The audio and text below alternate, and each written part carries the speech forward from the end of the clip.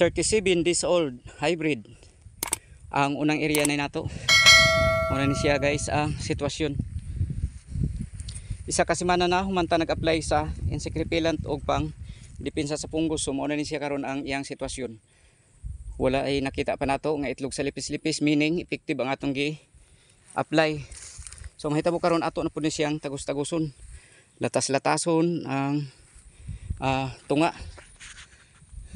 Aron makita gyud nato og maayo ang dagan sa atong humay.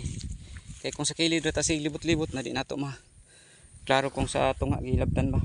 Pero kaning atong gi-apply guys nga organic, dili kaayo ganahan pod ang tagas og simod mo kit-kit.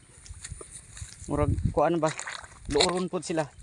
Kay ang epekto ani dito sa atong tanom, luoron ang mga mukaon sa atong tanom. Medyo mahubog sila. So gawas nga makasave ta sa input sa pang-spray nato, multipurpose na pod kay muna po atong pang depensa sa mga tagas og simod. Gawas nga namahog ta na magi atong ipakaon pod sa kilid kay aron ginaapod sila makaon.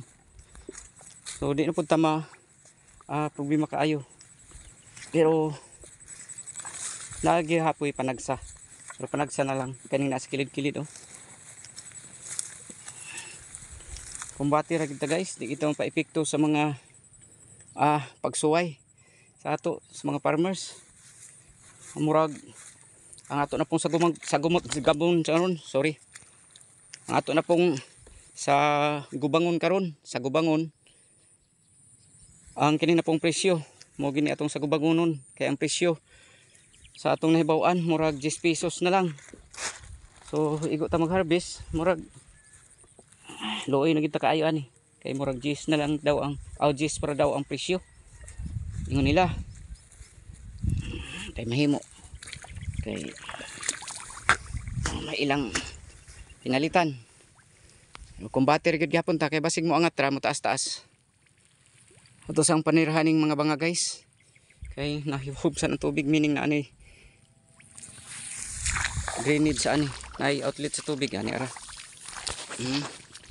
So sirhan tani kay sayang ang tubig. Thank you for watching. God bless sa lahat and happy farming.